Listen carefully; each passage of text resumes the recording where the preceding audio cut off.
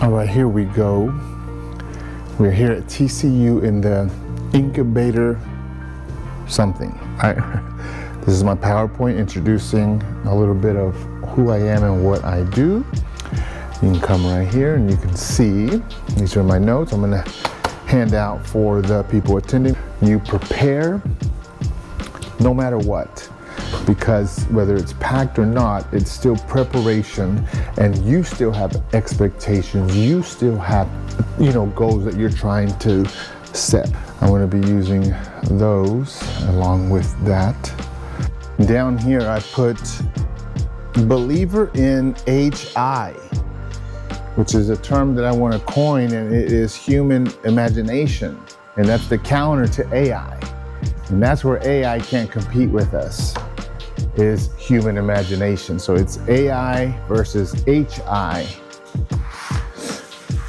Yeah, so I have this handout with 4 models. Look at that. See that? Hopefully that helps. There's obviously more models to storytelling. These are the 4 that I kind of want to roll out today. Welcome, everyone. I had this up a while ago. That's who I am, Sam Esquivel.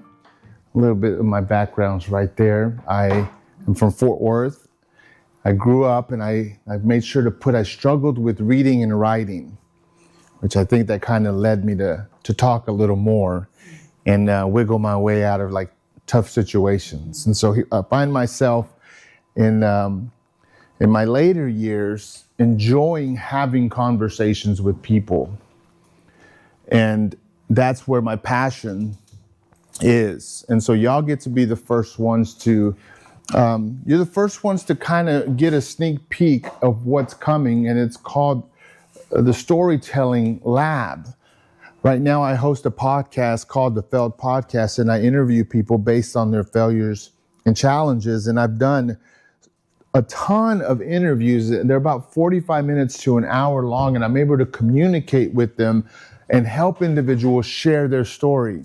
And if you're following like public speaking and motivators and all that, public storytelling right now is a very powerful message. Everyone is jumping onto the storytelling bandwagon, and there's 2 perspectives. One is like movies and books. That's a different type of narrative that people are telling. And then there's your personal narrative, your story. And the question is, have you shared it, right? Most of us don't. Most of us talk about memories, funny memories. They're motivated by who we're around. If we're around our brother, we'll bring up stuff that we've been with them, with our friends. We talk about things that we've gone through with them. But as I've been doing this storytelling, I've been able to coach and do one-on-one sessions and talk to small groups. And in those sessions, I'm realizing that people are discovering themselves. It's like looking in the mirror is important. People use that phrase all the time. The problem with that is the mirror doesn't talk back to you. And so the key is, can the person that's coaching you or prompting you with your story, do they have an internal feel of what you're saying and why, to kind of direct you, on what your story is. Kobe, I remembered his name because I was thinking Kobe Jack Cheese. So Kobe walked in, he was early, and we were kind of just joking around about him being on time. So I kind of was like, well, why are you on time? Was your dad on time? Was your mom on time? Did their time match? And then we kind of just started talking. And it's a conversation that usually just kind of passes by when you meet someone. You would think, well, why do I want to talk about time? And so I brought it up kind of strategically, because then I can introduce myself and how I handle time. And my mom's late, my dad's always on time. And all of a sudden we're connecting on something that we typically don't. We always lean towards, hey, how you doing? How's the weather? How's work? How's your mom? Which are great questions, but at the end of the day, for lack of a better term, they're kind of like lazy terms. And so I like to kind of press myself to connect with people in a different way. So I pay attention to what they're saying and how they're saying these things. And so today, as we go, I'm going to give you all this in a second, but these are a few models. Every time I communicate with someone and I'm helping them share their story, I have these models in my head and they all intertwine. But I'm going to try to separate them as we talk so that you can maybe use them in your life. And it's going to not only help you share your story, but it's going to also help you respect other people's story. So I'm going to give y'all, we're going to start with this. This was a session that I did recently, and I used some of these models, and here's what I got. So this is not the perfect picture, right? What is that? 10 cents. That's a dime. If I go around the room, and I know this is like quick, right? But when you're storytelling, the memories are already there, the stories are already there. You don't have to overthink it. If there's a story in your life that relates to that, you're already thinking about it. So maybe you don't have one, but I'm gonna go around the room. When you think of a dime, what comes to mind? Anyone? Home. Back home? Yeah. The dime? Yeah. Because, like all the coins have like something from their specific country. Yep. So it brings me back to my country. there you go. So I'm talking to, I was doing a session and her dad is sick. Her dad has cancer. 14 years, he's fought. And now at the very end, he's losing the battle. So it was a very sad conversation, but when you're storytelling, it doesn't feel aggressive. And she goes, you know what? My dad really liked dimes. And I felt her kind of hesitate when she said that because it almost sounds silly. So I said, okay, great. Well, tell me why. Tell me dimes. Yeah, he just liked collecting them. He liked looking at them. I imagine he liked the way they feel, the imagery on it. I think he enjoyed that. Then she said, I enjoy dimes because of him. So when I'm walking around every now and then, I'll see one and I'll pick it up. She says, because my dad liked dimes. I said, interesting. I said, the dime reminds you of your dad, correct? She said, yes. I said, there's a lot of people who go day to day and there's nothing that they interact with or touch or think about that reminds them of a loved one. But that's such a powerful thing to have in your life. So I told her, if you ever want to connect with someone with your story, and it's her story, but it connects directly to her dad. I said, you can go up to someone and say, you know what? I want to give you this dime. And when you hand it to them, just say, look, for me, this dime reminds me of my dad. I remember him collecting them, talking about them. And she's able to unaggressively talk about her dad. And now the other person's like, what, really? I like coins. And, you start interacting. Then you can leave him with something because with every story, you have your past, you have your present, and then you have the wisdom that you pass on to people. I said, give him the coin and say, it reminds you of your dad. And if you don't have anything that reminds you of a loved one, my hope is that you find that object or that thing or that phrase or that book. And from that point forward, you can kind of relate to my story with the dime. Mm-hmm. And that's a storytelling thing that I use some of these. I kind of used the spotlight model. I zoomed in on it, but she passed that really quickly, but I slowed her down and I was able to give her that. I lost the eraser. Oh, it's right here. I was able to give her that. So when you look at a dime or any other object, and on here's, there's not the one, it's called right there, the art of the fact. And it's like an artifact. Is there an artifact or heirloom that you can think of right now that reminds you of your family or that your family gave it to you? Is there, and I'm asking the room. My father-in-law has a big longhorn in the living room. Yeah. Like, this is what I'm thinking of. And we just moved out a lot of his stuff from the house. So I'm kind of like thinking through all the stuff he had to see which one like kind of resonates more. And it's like his John Wayne stuff. I don't know. Like, it's not anything specific, but he has a ton of John Wayne like pictures and stuff like that. So, very cool. So that kind of relates to this. And that was kind of powerful to me. And it seems simple, right?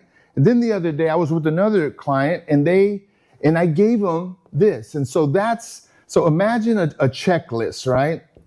When you finish your list, what do you do every time? You cross out everything you do. This guy was in his 80s, and him and his wife were homeless like 15, 20 years ago. He lost everything. And he was talking to me about the time that they lived in their car. And his wife said, I want to travel to Europe, to the UK. And he wrote some business things down. And they had this long list, and he showed it to me that day. It was on this old paper, and everything they written down, they marked it out. And I asked him, I said, have you ever mentored anyone? Have you ever shared what you've learned and gone through with someone? He said, no, I don't know how, I don't know, just maybe a few people, but I don't know how. I said, okay. I said, I'm going to give you something. I said, the line for you that all of us use, right, let me put these, the lines that we use to mark out our grocery list, our to-do list, it has no value. It has no depth. The story behind it doesn't exist. And I said, but for you, it does. I said, for you, that line means so much. If you wanted to mentor someone, and by the way, he's done very well for himself, and he living pretty good, so he made it back. But he made a list, and the list had all these things that we could get lost in and add meaning and purpose to all of them. But I wanted to give him something simple to allow him to share his story with individuals, to mentor young people who are trying to accomplish something. And what I gave him was, when a young person asks you for you to mentor them, tell them to write a list down. And as they mark things down, find the opportune time to say, when you draw that line, you have to add meaning to it. It has to mean so much. And then he's able to share his story. And he showed me, and that paper had all these lines, and they accomplished everything. But that line had no value for him before. And so on the mosaic model is when you take pieces of people's lives and you start figuring out, where do I want to zoom in? I could have said, what business were you in? What was your first big business deal? Or I could have gone many, many ways. But just like with Kobe, I went with time, and I was able to introduce his mom and dad into our conversation just simply by saying, dude, you early is on time. And that's where he stood. So I could have drew it out a little bit more, and I was beginning to, but I wanted to give him an opportunity to share about his parents, and that's how I was introducing it.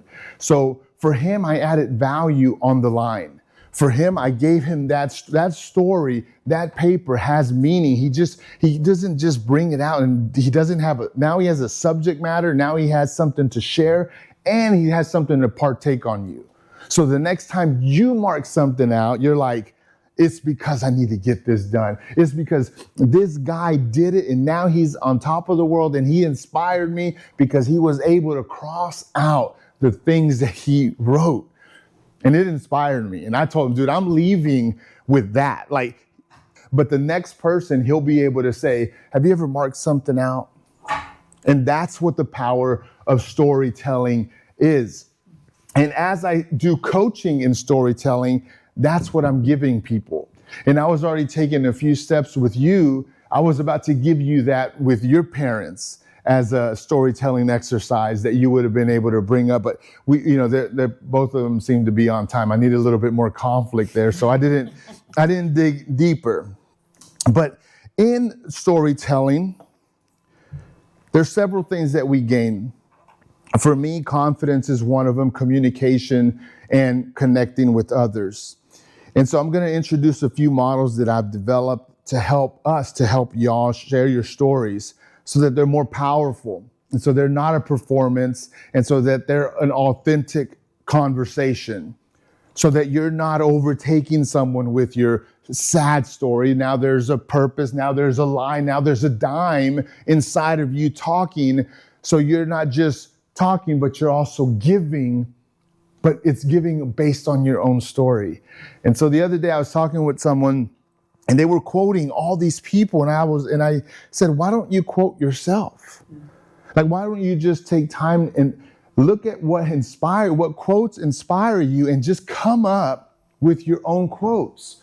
with your own storylines that have to do with you, that you're emotionally, your memories attached to it. A lot of people don't do that because they don't examine their past. And so we're going to kind of try to do that today. And so we're going to start off by talking about a few myths, a few misunderstandings. This is what intimidates people whenever you say, I want you to share your story. There's a few things that come to mind. And so I want to break some of those myths. And also, if you have a question, stop me and we can talk about it. So the first one is it has to be perfect and it needs to be epic. Does that make sense? Can you connect it to what that means?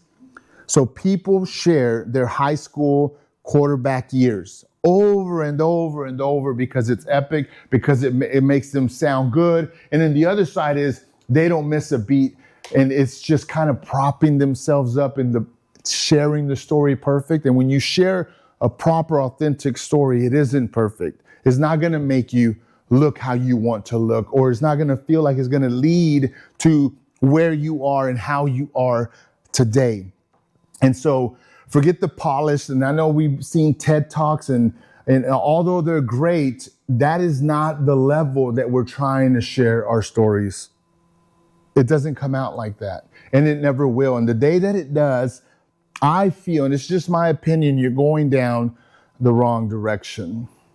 And so honesty is more important than perfection. The value is in processing, not a neat ending. And sometimes you just need to share a chapter and not the whole book. Again, I'll reference the dime and I'll reference the line that you mark stuff out. If he felt more private and he didn't want to share his whole journey, he could just share that part about marking things out. He could control the start and the finish of sharing his story, but because he knows it. And a lot of people don't have a start and end because they haven't segmented their journey, their life. And so if you don't do that, you jump around everywhere and you'll end up just saying your whole life story. And it doesn't always call for that, right? We don't always need to do that. And so that's the first one. The second one is it's self-indulgent and the whole world needs to hear it. That's self-explanatory, right? But sharing and acting vulnerable and courageous, that's the opposite of that. But a lot of people naturally think the whole world needs to hear my story. And yeah, if you're lucky enough and you get a camera, a microphone, or you have a huge podcast or influence, yeah, maybe they will. But the people that you're going to impact the most with your story are the people that are in front of you, because you're just not talking about surface level things. Stories is beyond surface level. And so that's why I really enjoy storytelling. The last one, you must share everything, and it's only for big traumatic events. And so you don't have to share everything. As you begin to share your story, you're going to learn what not to say and how to say it. And you're not going to feel bad, and you're not going to feel trapped, and you're not going to be like, oh, I can't talk about that because then don't say the name, right? The lesson is still inside your story. And if that's what you're trying to get across, is like, this is what I learned during this tough situation, but I don't have to mention the business or whatever happened with whoever, but I can still share you my story, because what I gained from it was I grew, I was able to communicate better, and so on. You have a list in your head of things that you learn, and that makes the bottom one a lot easier to learn. And so on the next part, obviously, the counter of this is the benefits from storytelling, as I mentioned earlier, is confidence, communication, and connections. Confidence is because how better to believe in yourself than to share about yourself.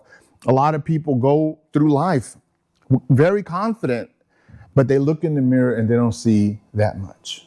They don't know what they've been through and what they've learned. And if you can't have those two things, then you're not able to teach those things either. And the people that are super confident, they know what made them. And not only do they know what made them, but they know how to partake that so that they can help someone else become better, right? So you kind of help someone hit less speed bumps. And so that's why I have then communication, not talking perfect. There's a book that came out, it's like, it was titled something like Teaching How to Talk Gooder, right? Which is not right, it's not proper, but that's the way you communicate. And so I'm not perfect. I still struggle with reading and writing, but I know how to communicate because I'm communicating as myself. When I show up into a room, I'm who I am. And that's hard to do for some people. Some people have multiple personalities because they enter different rooms throughout the day or throughout the week. Who wants to live like that, right? You want to show up as you are in every room. And what grounds you is your story. And that's what I'm hoping that we're gaining today. And then connections. To me, if you try to connect where you're at and who you are in this moment, you're going to find it very difficult. But all of a sudden, he's talking about his parents and how they were about time. I could have talked about mine. Now we're connecting on something that existed with us growing up. And we're from different generations, but now we're talking about our parents, schedule. He played basketball, and that gave me, it kind of helped us have a little conversation. And I believe that we made a little connection. I could have dug a little bit deeper, and I could have said, well, what position did you play, right? What happened when you were late, when you were playing basketball? And those are all storytelling techniques that I was using to make a connection. And I love connections that are based on people's stories. They have more meaning. Go to the next one. These are the benefits, storytelling benefits. Confidence equals self-empathy. It says sharing strengthens self-empathy. By narrating your experience, you look back at your past self with greater compassion. We try to be compassionate to other people. We try to be, but the best way is accept how and what you went through growing up. If you can accept that person, which that's the person that talks in your head, that's the person you don't believe in. Low self-esteem comes from the person that you've ignored and not talked about or took the lessons out from everything that you've been through. But that changes when you start examining your life. It changes you. And for me, like being embarrassed of reading in front of a class and writing, that's how I grew up. And I would find a way to get in trouble and get kicked out of the class so I wouldn't embarrass myself. That's my past, and I ignored it forever. But now it's my strength. And here I am trying to read stuff, and I might misread a few things, but I'm okay with it because I have self-empathy for myself. I have confidence in myself, even though the fact was that I struggled with it. That still exists. It doesn't change.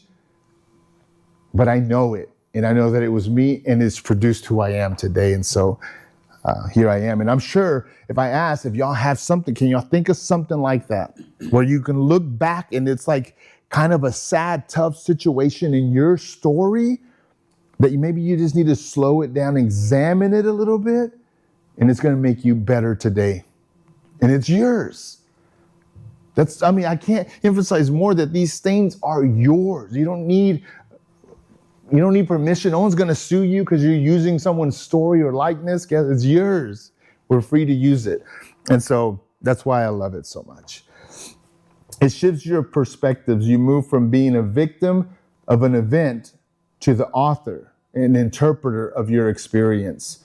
And that is true confidence, is when you begin to own it, not blame it.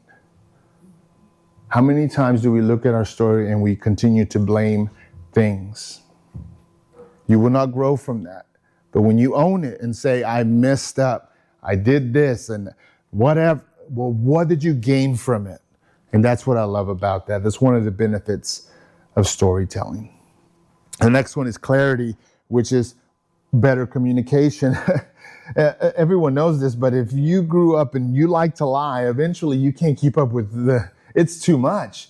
And this lie connects here, and the dots are so hard to keep. Eventually, it just all collapses and it falls apart. And it makes for great movies if you think about it. But if you try to once the clarity exists and you communicating effortlessly, it's because you're being honest with yourself. You've quit trying to disguise and move around certain things that you have happened in your life that didn't give you confidence. But once you own them, now you can communicate through them and with them whenever you want, and it doesn't change the way that you share your story. And so it builds deeper connections. Sharing gains clarity and insight. It organizes chaos. You turn internal confusion into cohesive, manageable narratives. This makes you a clearer and a more articulate communicator because you've thought about it. And this is you, right? But I have heard people try to share their story and they can't. But they'll share, I got the new bike and it was amazing. But they don't talk about, my parents didn't have a lot of money. They struggled to get that bike. And after I got it, I felt bad having it because I knew my dad he couldn't get whatever, a pair of boots or something for work. Even though that existed, they always just prop it up as, I got a bike, I got a new bike.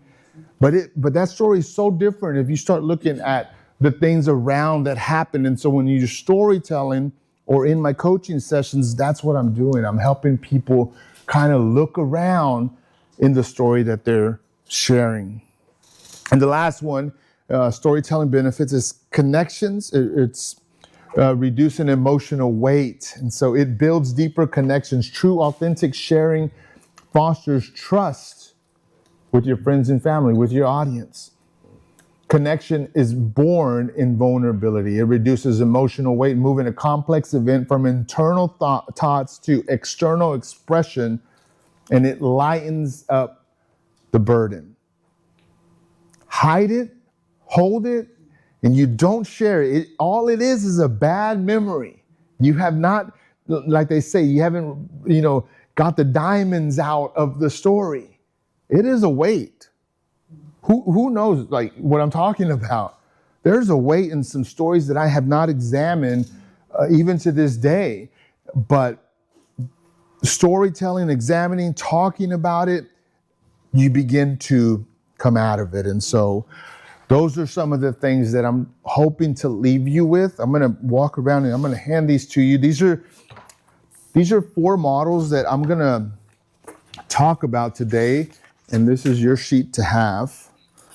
And then I'm just going to see if one of you have a story in mind. It can be anything. It could be about a bike. It can be about a dog. It can be, have one ready. And then in a minute, I'll see who wants to share. And then we'll kind of just do a live session, pieces, and then we'll discuss it. And then you can kind of see how it looks in real time, okay? So story models, these are concepts. These are supposed to help us when we're talking not only to ourselves, but maybe a few other people. Let me see. Boom. We'll go here. Boom. There's the first one, okay? The story hooper. Who knows how to hula hoop in here, right? You go this way, and then you go back that way, and if you don't, it ain't gonna work. The hula hoop is just gonna fall down. So I just decided, it's kind of silly, but a hooper is an active listener. He catches the energy and processes it by asking, what did the story teach me? This isn't about critiquing the story. It's about finding a personal learning point. By identifying a specific takeaway and sharing it back with the storyteller, you pass the hula hoop, right?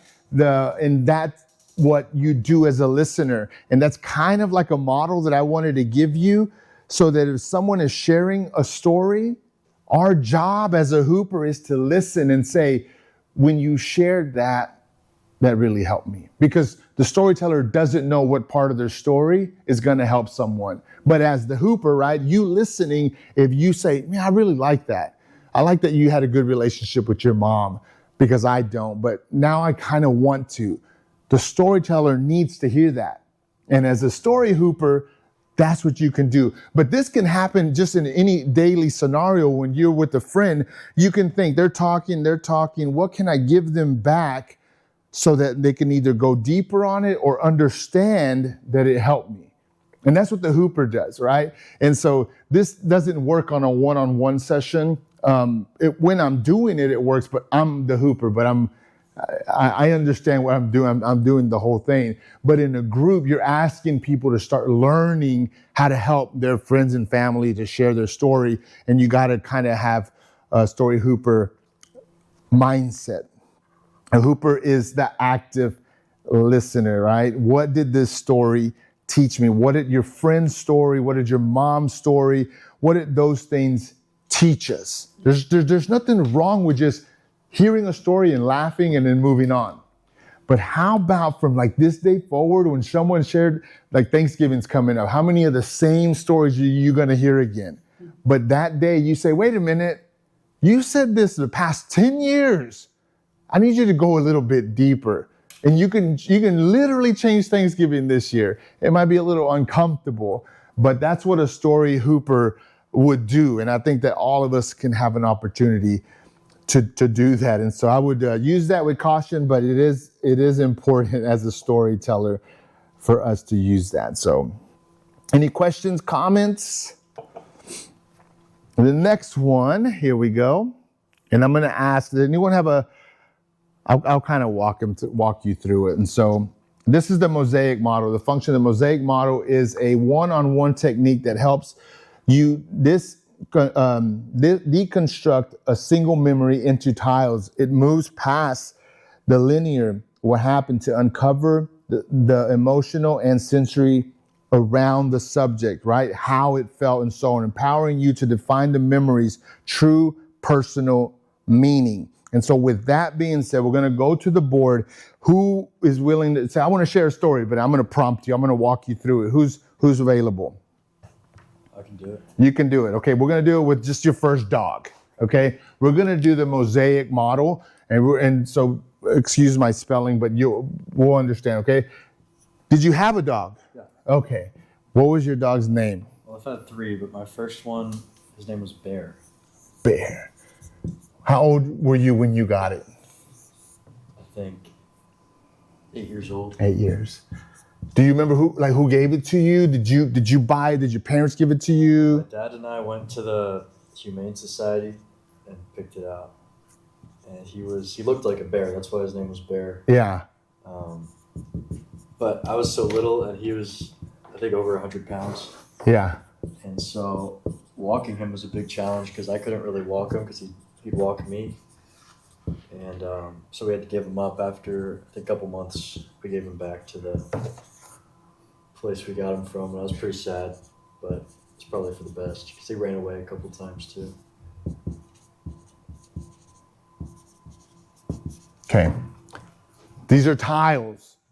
People, you're watching it. Like if I'm doing a coaching session, I'm writing it down and they're clicking in my head. And so when you're doing the mosaic model, it's with someone you're trying to know a little bit more. And so I'm going to ask the class, here's a few tiles that I kind of got from him. Okay. So which tile would you zoom in on?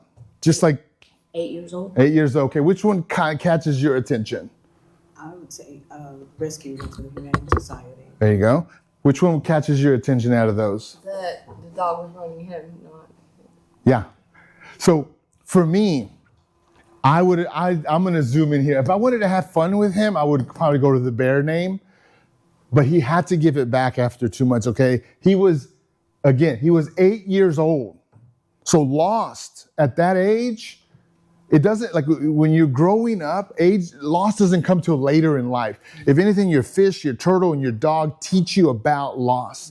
And we don't know that. Like I'm in my 40s and now I'm experiencing family members passing away, but I had a long life with no one passing away, right?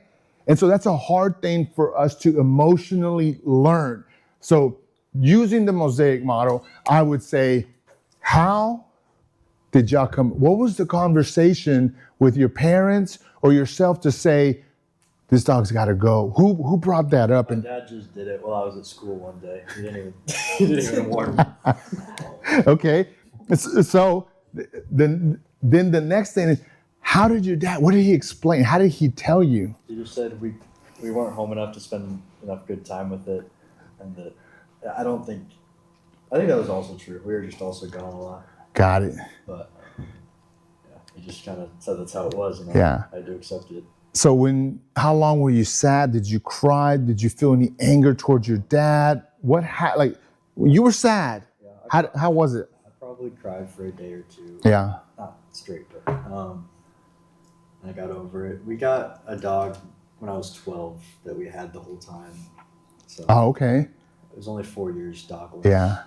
But yeah, I was probably sad in the moment. I don't think I had any resentment towards my dad though, because he gave me reasons. So it brings me back to his dad. His dad's come up twice. So I'm going to ask him about his dad. I'm going to say, I said, your dad made a decision that was good for him and good for you. Like it seemed like your dad could make, I don't know if he was a businessman or what, but if a decision needed to be made, it was you got to be a little cold to do it. He was going to be able to do it, right? Because he wasn't emotionally attached. Does that describe your dad and why it was him that did that and not your mom? Well, my dad and mom are separate, so I went back and forth each week between the two households. Got it. Yeah. He was the only decision maker. Yeah. Those weeks. But yeah. Do you have pictures with Bear? Do you still remember him? Yeah. We have pictures. Yeah. Describe him to me. Well, it's kind of fun. We had him come jump on the couch to like watch TV and cuddle with us, but he took up the whole couch. 100 pounds. That's a pretty big dog. It was a really big dog. It was probably more than 100. It was a huge dog. Do you have a dog now? Yeah. What's your dog's name? Well, I had one named Trip, and he passed away when I was like 18. Yeah. And then now I have one named Oso on my mom's side. Would you say you're a dog person? Yeah, I love dogs. Yeah. What does owning a dog teach you that people that don't have dogs don't learn? Because for me, it's like a headache. Because I'm not a dog person. You got to walk them and feed them, and then to train them, they chew everything up. What have you learned from being a dog lover, dog owner? Well, my favorite dog was Trip. He never barked. Yeah. He was super chill and just like always happy to see me. It's kind of nice. Yeah, that's true. Oso's crazier. He barks all the time, and he's just super hyper. I don't like him as much. Yeah. He's fun. He's cool. But I think just like unconditional love, they call it a man's best friend. It's true. And their memory is so short. You know what I mean? Yeah. They're just always like jumping, happy to see you. Yeah. It's a good feeling. So Kobe, thank you for sharing. So that's what I got from the Mosaic model. I could have dug in a little bit more. He was 8 years old. I was going to go down another direction while he was talking, but him just being a dog person, if I wanted to connect with him and I wasn't, I could have just said, hey, dude, I want to get a dog, man. What are the first things I need to do the first 2-3 months when I have him? And trust me, I've already talked to him enough. He's going to be, let me help you, Sam. This is what you need to do. This is what I struggled with. Those things are going to start coming. And that's part of his story. And he's maybe never used it to connect with someone who's going to be a first-time dog owner.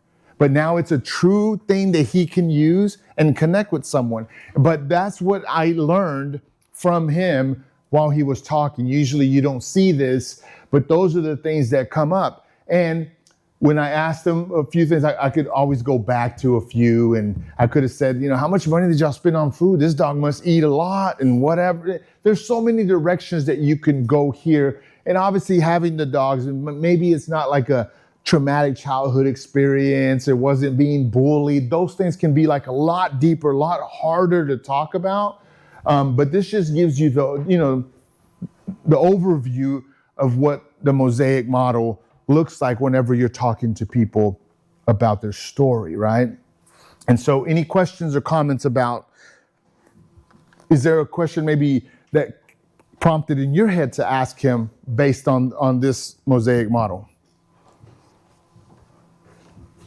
Well, because of the Humane Society and being a rescue, I jump on the community point is where my head was. Yeah. Did you ever find out why y'all went there? No, but that's where we got Trip from too. Okay. No, so back then that got instilled in you, and then when you got Trip, you went back to go there, and obviously you're aware these dogs need help. Maybe they're rescuing them. Yeah, I'm So not sure what the connection is. Yeah, but okay. I just wondered when your dad went there. I mean, are they free or you buy them? I think we paid a little bit for Bear, but trip was free. Yeah, okay. But that's what the mosaic model looks like, right? So if there are no questions, let's move on to the next one. We'll do the spotlight. It says this model forces the narrative beneath the surface level facts. The story learns that their subtle feelings are worthy of explanations. And that's I kind of did it here, but we'll start a new one for the spotlight model. Anyone else who wants to go next? I don't know. Who are you closer to, your mom or your dad?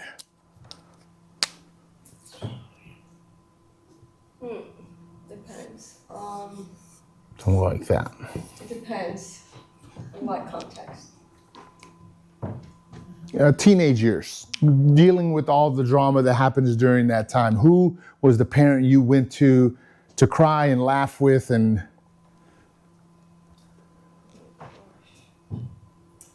Probably my dad.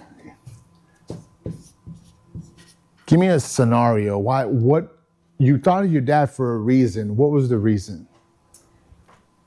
I think I like to go and watch sports with him. Yeah, and I don't know, he liked that I like to compete and play, rough sometimes, I think. I don't know. We're three girls, so. Got it. Were you the most competitive out of the three? Maybe, yeah, but no, me and my youngest. But my youngest is 15 years younger. So. Oh, okay. What sport did your dad like did y'all share in a sport? Well, we both played volleyball, but also, he was kind of in the sport admin, had a sport admin role, so he had to go and check on, a lot of different sports, a lot of different competitions. Yeah. It's one of the things he did, how do you say it? It was not his job, but it was extracurricular activities that he had, So I came with him to watch all this travel sometimes. Yeah. And so that was fun. What did he teach you about sports? Where were the biggest lessons? Watching sports or him watching you play sports? Where did you see your the better part of your dad?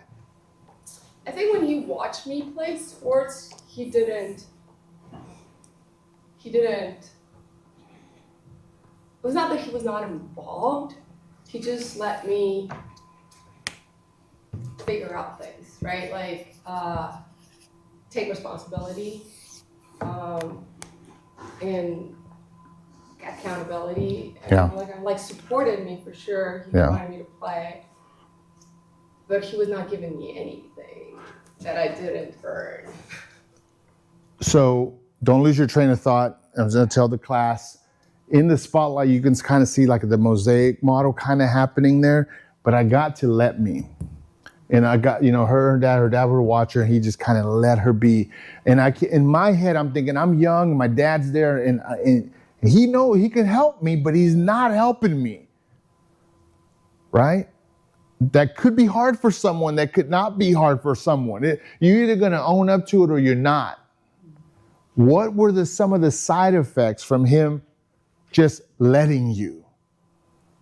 How did you feel about that? Probably I felt that I was able to handle it. You had to grow, right? Yeah. That I was capable of standing up for myself or things like that. Okay, I'm going to give y'all 2 lines. Thank you, Maho. We'll stop right there. And to give you an idea of how powerful her story is, even though it doesn't seem powerful, I did the mosaic model. But my spotlight, to the let me, there's 2 angles. If her dad would have micromanaged her, she would have had less ownership on what she did out there. But she was more autonomous. And so she said, I had to grow. And guess who was responsible for her growth? Herself. So that line of thinking, it's her story, is I had to step it up. My dad was watching, but he just let me. And some of us struggle with just let me. We want someone to hold our hand, coach us all the way through, which is fine. That's someone else's story. But her story of just let me. Like with my daughter, I want to hold her hand and coach her. Don't do this, And sometimes I think, like, Maho turned out pretty good. I've met Maho, and she's very competitive, a great athlete. And I would like to think that even though it's a small detail, that she could connect it to the fact that her dad was present, but he let her. Right? I could be wrong, but it's a discussion that we're having. And I'll go, you know what, you're right. Because those other parents that yell, do this, do that, I've seen that break young athletes up all the time. You kind of don't, you tell me, since that's your world, you don't want parents to be doing that from the sideline. You need to let them. That's how they adjust. And so for me, she had to grow. And the opposite of that was her dad hovering and being overly like, do this, do that. I think that would have hurt her more. And I'm making an assumption here for the class, but if I did the spotlight, that's where I would have ended up on. I had to grow, and the power of her saying, I had to grow, as opposed to, man, I owe it to my dad this, my dad that. I said, well, when did you come in? When did you move your dad aside, and when did you become? For her, it started pretty young. And that's something that, if it was me, I would be pretty proud of. And that's what I get in the Stat Story model when you connect the mosaic with the spotlight. Any questions? Did y'all, Maho, you tell me, did you kind of feel the story kind of evolving? Yeah. She wasn't trying that hard, right? But as a hooper, right, I had to be there. I had to kind of listen. And I like that part about that. Because I was literally at a football game, and the mom behind me had a player out there, and she screamed the whole time. And I'm like, that ain't helping nobody. She needed someone to let him. Right? What's his story going to be when he's old? He's like, oh, mom screamed, and I hated it. That sounds bad, but it's not that bad. What did you think about when you were older and competing? Because you competed at a high level in volleyball. Would you think about your dad in those times? How was your dad in your professional career? He got to watch you play and stuff, right?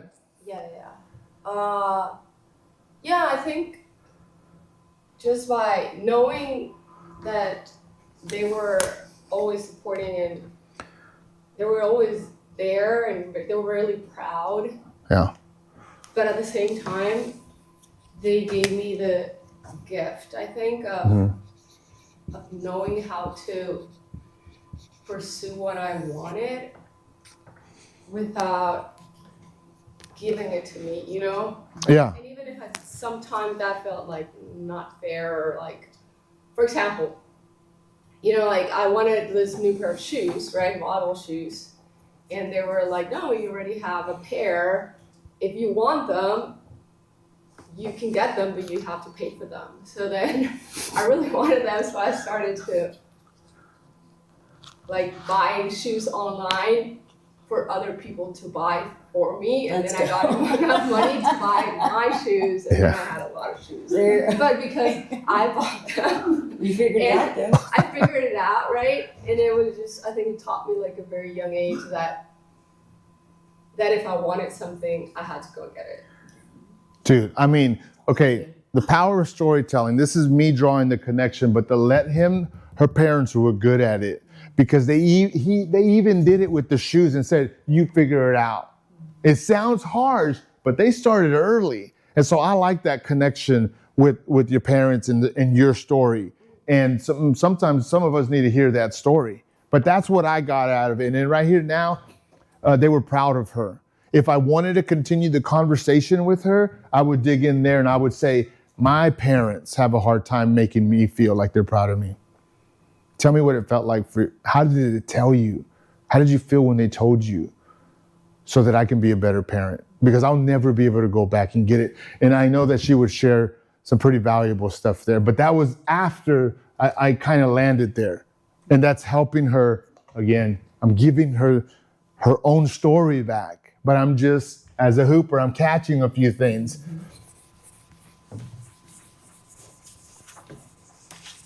Let's go to the next one. Any questions?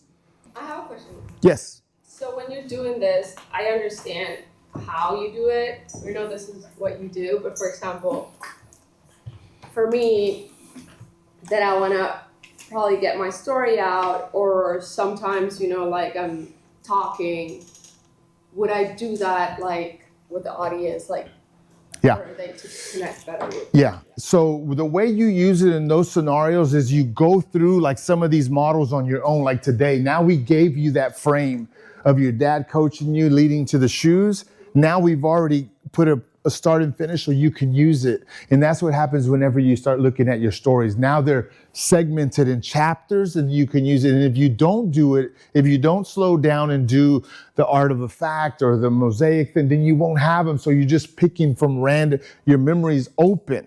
And now we're adding moments and we're saying, my dad let me, and that's, so the let me thing, that's a plug. So if you're hearing the conversation and they're like, should I ask for help or not? You're like, my dad let me share this story with them. That's how it ends up working out. But you have to share your story. But obviously, if someone does like a session with me, we walk through most of their life. And then as we're going, we're just breaking one down and saying, there's one. Here's another one. And then we just keep going. And when you finish, you have a few. And that's what it makes it easy to share. And so if someone asked me about how should I be with my kid in sports, I would probably use your story about the way your dad let you, but only because we talked about it. And in the same way, it would help you. So the next one, the art of the fact. I love this one. Is there a family heirloom that one of you have or know of that maybe your grandfather, great-grandfather has passed down to you, a coin, a picture, or something? My grandmother passed down her wedding ring to me. Yeah. Years. So, wedding ring.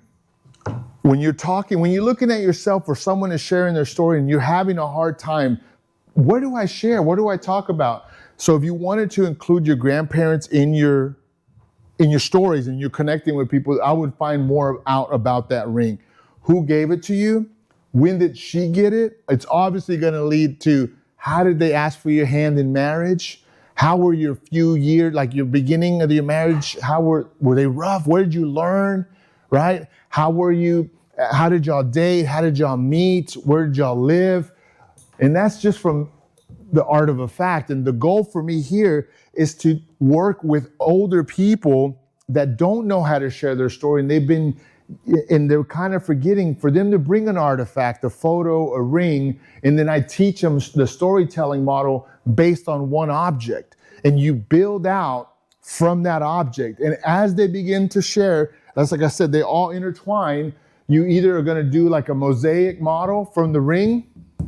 You're going to start seeing all the things, but one thing's going to stick out. Your grandma was either going to laugh or she was going to cry or say, I don't like sharing this.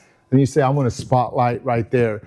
And that's how you build out from one thing but that's the art of a fact. So it's one thing, one idea. It could be a prompt. I could have asked everyone, what's the name of your first dog? That's the fact that we're going to zoom in on. And then from there, we build out and we figure out what we're going to spotlight on. But if you're ever talking with someone and they have a heart like a older family member, for all of us here, and they've never shared their story or know how, you could use this model and say, what's something that you really cherish that you've been holding on to for a long time or you bought a long time ago? And I guarantee they're going to share a story or two. And so that's why when I'm telling you these, is to give you an idea of where to start. Where they're going to lead, who knows, right? This here, dude, the ring that they gave you, who knows where it could lead? Like, was it gold? Was it silver? Is it little? Was it big? Did they buy it? Was it like passed down to her? Or was it newly purchased? What jewelry store did they buy it from, right? They're probably out of business. Was it up in the Northeast? Like, where'd your family come from? Where'd they? New York. New York? I kind of figured that just because of the age. But yeah, then you say, really, you lived in New York? What was the jewelry? Like, there's so many amazing stories behind that. And so if I were you, because I'm sure your future wife is going to get it, try to do a mosaic and a spotlight on that ring, and you'll be able to share it one day. You won't just say, that's a ring that they passed down to me. And so find a cool story there. Especially to me, it would be if I would be like I would do New York, and then from there I would find out what connects New York to, because that's the cool part about it. If they bought it there, what was it, in the 40s, the 30s? Like the roaring 30s, I mean, the Great Gatsby, I mean, that's a great time in New York. And so I would really, I think that will spit out some great tiles for that ring. But that's how I would use the art of the fact. But I wanted to give that to y'all so you can use it on a family member or something, so that you don't just see an artifact for just an artifact. That's why I broke it down as the art of a fact. And the fact is, it can be anything, an heirloom, it could be a question. And yeah, but is there any questions or comments that you might have?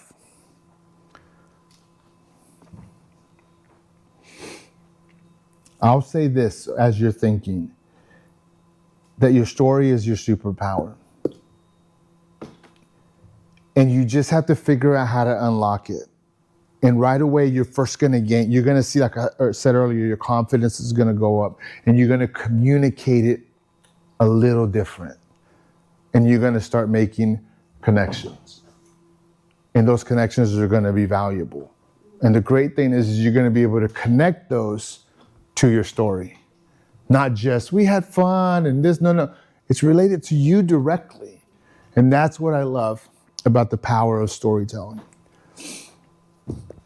Yeah, I think, I don't know, you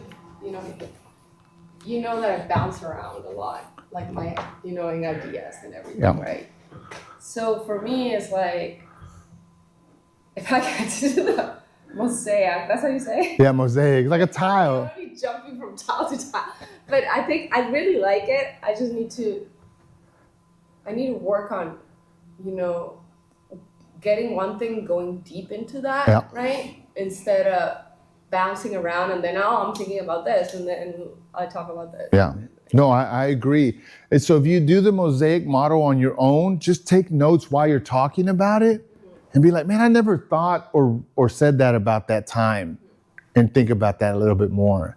But it helps when you're in a conversation. It helps when you're sharing it with someone and then I missed that. Why did I say that? And then just dig in deeper, because you kind of can do it for yourself. I like it, when you are meeting people, right? We get to meet people all the time. And Yeah. just to get a better conversation, more meaningful out of it, and Yeah. make a connection that would probably, they're going to remember you too, Yeah. because, you connected in something. Yeah. And with Kobe, like time-wise, the ring and his dog. Like, Yeah. I didn't know this young man when he walked in. He's walking out. If I walked in, hey, dude, I know his dog was Bear. And that happened simply by the storytelling concept that we were able to connect. And his job would have been to kind of take those cues and find the opportunity to ask me, like in a conversation, not in this format, for him to ask me almost in the same way. Well, Sam, did you ever have a dog? No. Why not? We didn't have money, and dogs cost money, and my parents hated dogs. And what you would have dug in, we would have connected, but he would have learned about me. Then he could have chose, when the spotlight won, he could have just gone another direction and said, oh, okay, well, this or that. And so that's how it helps. And that's what you can do for people when you're talking with them. And I encourage you to kind of try to bring out the story in people that you love. Because once we lose them, the stories are gone. Yeah. And we get them simply by having conversations with them. So thank y'all so much. Thank you for having me. Maho, thank you for coming, and thank you for sharing as well, Kobe. And that is all I have. I thought today was really eye-opening. I learned about your Story Lab models, Hopper, Mosaic, Spotlight, and the Art of the Fact. And I hadn't even thought about these things before. I think I'm often called quiet by a lot of people, and I think this will help me open up and explain my story to more people as I think just knowing how to start a conversation with one little thing, you don't have to know a lot from the person you're talking with or your audience, that from one simple question, one artifact, one person in their life, you can connect with them and really, start a deeper conversation. I think that's important. That instead of like, today's cold, the weather is changing. Yeah. Well, Maho, thank you for sharing. That'll do it, guys. Y'all have a good one.